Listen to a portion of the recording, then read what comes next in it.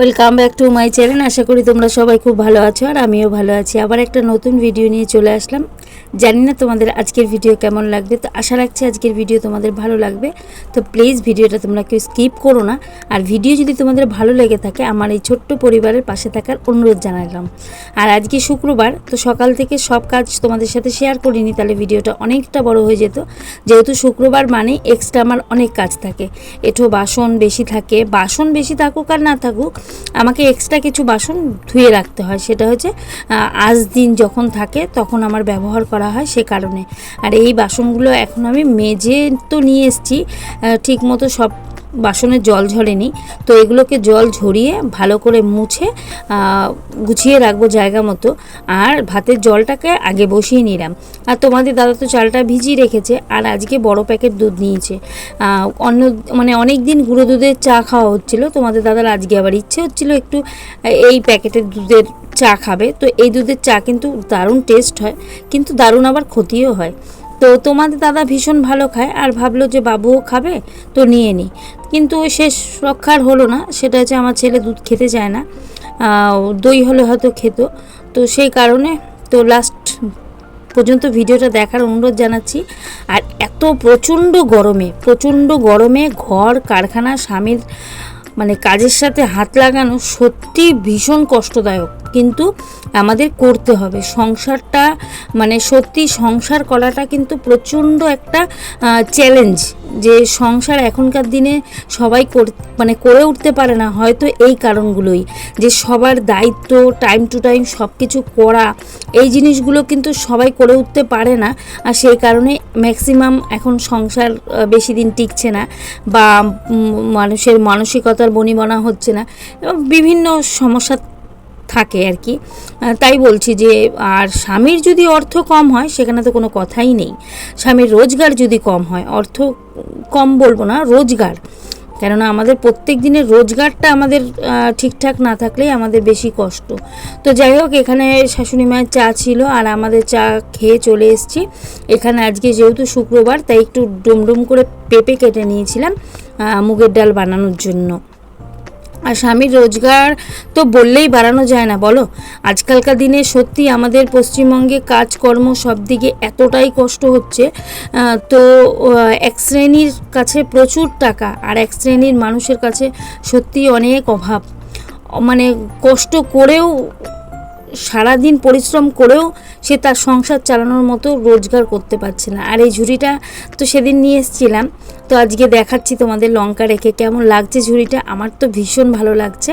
তোমাদের কেমন লাগছে আমার এই ছোট্ট লঙ্কা রাখা ঝুড়িটা? সেদিনকে কিনে নিয়ে এসেছি, সেটা তোমাদেরকে দেখানো হয়েছিল, আর লঙ্কা রাখা অবস্থায় তোমাদের আজকে একটু দেখিয়ে নিলাম।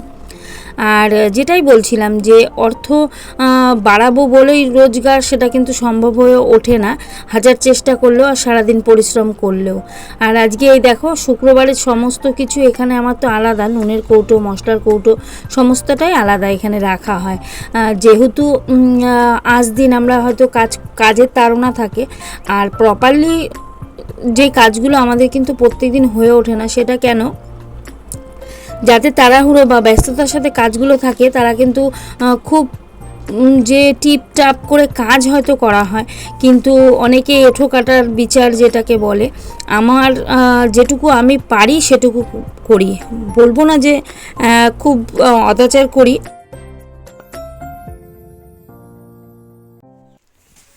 আর আজকে জানো তো, মানে বাবু কালকে বানিয়েছিল একটা আইসক্রিম আমের। তো ঘরে আমাদের আম ছিল আর আমাদের গাছের আম ছিল, তো সেই আইসক্রিমের ব্যাটারটা যে গুলেছিল সেটা একটু পাতলা হয়ে গেছিলো। তো জানি না কেমন হয়েছে। আর আমাদের ঘরে তো ফ্রিজ নেই, ওকে বারণ করছিলাম যে এগুলো করার ঝামেলার দরকার নেই, যেহেতু ঘরে ফ্রিজ নেই, কারো বাড়িতে যেতে হবে, কারো বাড়িতে রাখতে হবে। তো ও বারণ শোনেনি, বানিয়েছে। তো মানে কতটা জমেছে এখন আমি গিয়ে সেটা ভাবছি, দেখবো আর তোমাদের সাথেও শেয়ার করব যে আদৌ আমার ছেলের মানে আইসক্রিম বানানোটা সাকসেস হলো কিনা।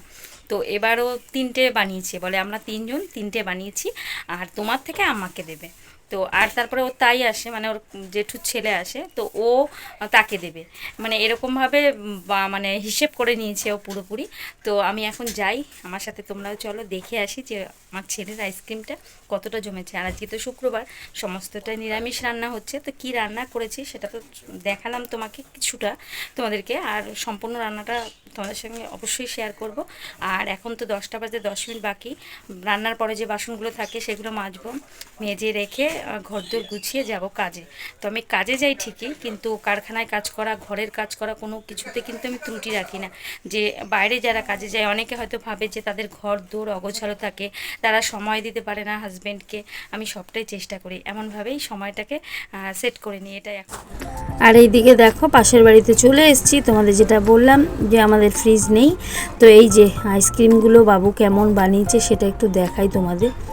তো খারাপ হয়নি, তো যাদের বাড়িতে বাবু রেখেছিল তারাও বলল যে না খেতে খারাপ হবে না, মনে হচ্ছে ম্যাঙ্গো ফ্লেভারের থাকবে এটা, যেহেতু আম দিয়েই বানিয়েছে। আর আজকে রান্না কি করেছি সেটা একটু দেখাই। পটল ভাজা, আলু ভাজা, পেঁপে দিয়ে কাঁচা মুগ ডাল, সয়াবিনের তরকারি, সাথে ছিল চাটনি। শুক্রবার মানেই আজকে এই খাবারগুলোই আজকে আমাদের রান্না হয়েছে। আর কাজে তো যেতেই হবে, তার আগে আগে ঘরটাকে গুছিয়ে নিই, বিছানাটাকে গুছিয়ে নিই। আর বাবু সকালে পড়তে যাওয়া মানে বিছানায় বই পড়ে থাকবে, ও পড়তে যাওয়ার আগে একটু রিভাইজ দেবে, আর পড়তে যাওয়ার সময় হবে চলে যাবে, এগুলো আর গোছানো হয় না।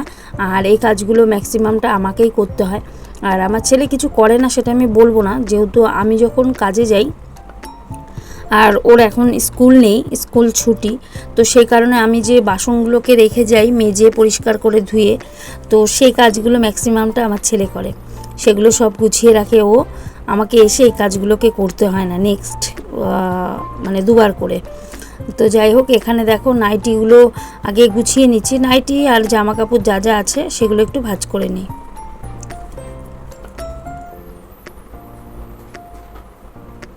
আর কি বলো তো, কষ্টটা বেশি হচ্ছে গরম, আর ঘরের অ্যালবেস্টারের চাল প্রচণ্ড পরিমাণে গরম, যে দিনে ঘুমাতে পারছি না, রাতে ঘুমাতে পারছি না, মানে গরিবের যন্ত্রণা সব সময়। বৃষ্টি হলেও সমস্যা, গরম হলেও সমস্যা। শীতটা অতটা কষ্ট হয় না, শীতে মানে কি বলো তো, একটার জায়গায় দুটো কিছু গায়ে দেবো হয়ে যাবে, কিন্তু গরমটা আর এই বর্ষাকালটা প্রচণ্ড কষ্ট। আর এদিকে দেখো বাবুর বইয়ের যে টেবিলটা বানিয়েছিল, তো সেটাও পরিষ্কার করে নিলাম। অলরেডি আমার ঘরদোর সমস্তটা গোছানো কমপ্লিট হয়ে গেছে, কাজে যাবার জন্য আমি একদম পারফেক্ট রেডি, মানে ঘর গোছানো হয়ে গেছে, রান্না হয়ে গেছে, এখন আমার কাজে গেলেও সমস্যা হবে না। তো কাজে যাওয়ার জন্য এখানে হেডফোন আর জলের বোতল নিয়ে নিয়েছি। আর এখানে বাবু পড়া থেকে চলে এসছে, আর আসার পরে মানে আইসক্রিমটা নিয়ে এসছে, তো কেমন হয়েছে একটু দেখছি। এমনি তো দেখে এসছিলাম, কিন্তু খেতে কেমন হয়েছে একটুখানি দেখছি। তো খেতে একদম খারাপ হয়নি, মোটামুটি ভালোই হয়েছে।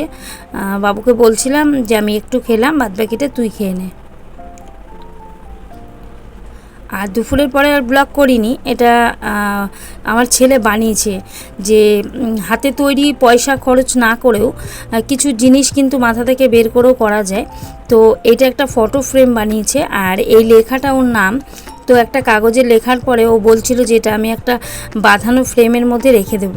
তো এই ফ্রেমটাও ওই বানিয়েছে, লেখাটাও ওই লিখেছে।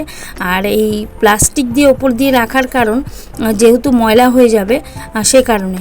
আর রাতে আমি কাজ থেকে চলে এসেছি, তখন প্রায় ধরো 9টা 10-15 বাজে। তো কাজ থেকে এসে আগে ঘর ঝাড় দেওয়া থাকে, আবার ঘর পরিষ্কার করে, আর এই গরম ঘরটা না মুছলেও হয় না, তো ঘর ঝাড় দেওয়া, ঘর পোছা, কাজ থেকে এসে এই কাজগুলো আমার প্রত্যেক দিনের জন্যই এগুলো থেকে যায়, আমাকে করতেই হয়। আর প্রচণ্ড গরমে মনে হচ্ছে ঘরের মধ্যেও জল ঢেলে রাখতে পারলে মনে হয় ঘরটা একটু ঠান্ডা হবে, এমনটা মনে হয়। আর কাজ থেকে এসেছি, প্রচণ্ড পরিমাণে গরম, কি বলবো তোমাদের, মানে ভীষণই কষ্ট হচ্ছে গরমের জন্য, কিন্তু কিছু করার নেই, কষ্ট হলেও তো থেকেই যেতে হবে। তো যাই হোক, এখানে ঘরটা মুছে নিচ্ছি, মানে সকাল থেকে রাত অবধি, সেটাই তোমাদেরকে এই গরমের মধ্যেও তো সমস্ত কাজ এদিকে কমপ্লিট করে নিয়েছিলাম, কিন্তু তারপরেও রাতে কিছু খাবার করতে হবে সেটা আছে। আবার তোমাদের দাদা যেই বিছানা চাদরের সেটগুলো নিয়ে আসে, সেগুলোকে কেটে কেটে ভাজ করা এটা একটা কাজ থেকে যায়। তো এই কাজগুলো প্রত্যেক দিন থাকে না, কিন্তু যখন আনে সেই কাজগুলো করতে হয়। একা তোমার দাদা পারবে না, তোমাদের দাদা পারবে না, সম্ভব না, তাই আমাকেই করতে হবে। আর রাতে বানাচ্ছি একটু সুজি, বেশি কিছু করব না রাতের জন্য, একটু সুজি। আর যে দুধের প্যাকেটটা নিয়ে এসেছিলো বাবু সম্পূর্ণটা খায়নি, তাই এখানে রয়ে গেছে অনেকটা পরিমাণে দুধ, তাই কিছুটা দিয়ে সুজি বানাবো আর কিছুটা কালকে চায়ের জন্য রেখে দেবো। আর এখানে ময়দা মাখা সামান্য পরিমাণেই আছে, তো এটা দিয়ে লুচি ভাজবো। আর সকালের কিছু ভাত আছে, এই দিয়ে রাতটাকে চালিয়ে দেবো।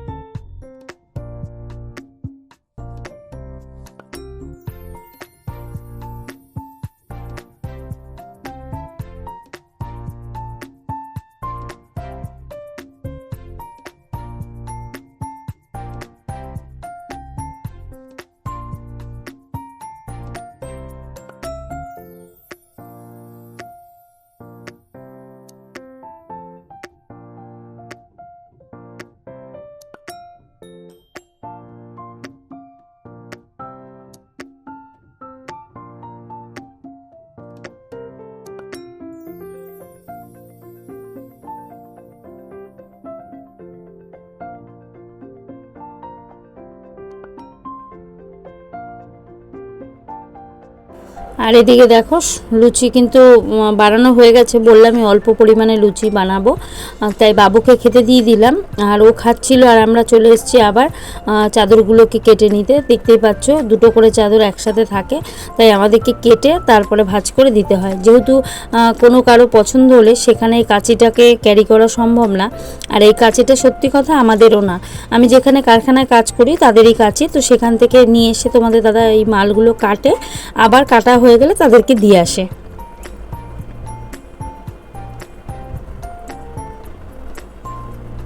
আর তোমাদের যদি কাছাকাছি কারো বাড়ি থাকে আমার বাড়ি থেকে, আর তাদের যদি এই চাদরগুলো পছন্দ হয়ে থাকে তারা কিন্তু নিতে পারো। চাদরগুলো কিন্তু অনেকটা পরিমাণে বড় আছে, আর চাদরগুলো দুটো করে বিক্রি করা হয় 600 টাকা করে। খুব কম রেঞ্জে রাখা হয়, যেহেতু আমাদের ক্যাশ পয়সায় মানে ব্যবসা করতে হয়, না হলে হয়তো আমাদের সংসার চালাতে সম্ভব হবে না। তো সেই কারণে দেখাচ্ছি তোমাদের, চাদরগুলো কিন্তু খুবই সুন্দর। তোমাদের কারো পছন্দ হয়ে থাকলে আমায় কমেন্টে জানাতে পারো, কেননা আমাদের এই কাজ করেই আমাদের সংসারটাকে তোমাদের দাদা চালিয়ে নিয়ে যাচ্ছে। তাই তোমরা যদি কেউ নাও সেটা আমার হেল্প হবে। তো তাদেরকে বলছি, তাদের যদি পছন্দ হয় অতি অবশ্যই নিতে পারো। আর এই গরমে আমাকেও এই কাজগুলো প্রত্যেক দিনই কম বেশি করতে হয়, সকাল থেকে রাত পর্যন্ত কিভাবে কাজ করে যাচ্ছি বা প্রত্যেক দিন এগুলো করতে হয় সেটাই তোমাদেরকে দেখাচ্ছি বা শেয়ার করি যতটা সম্ভব হয়। তোমাদের কেমন লাগলো আমি জানি না। তো আজকের ভিডিও যদি তোমাদের ভালো লেগে থাকে তো প্লিজ আমার পাশে থাকার অনুরোধ জানাচ্ছি। আবারও তোমাদের সাথে দেখা হবে নেক্সট কোনো ভিডিওতে। তোমরা ততক্ষণ সুস্থ থেকো, ভালো থেকো। আজকের মতো টাটা।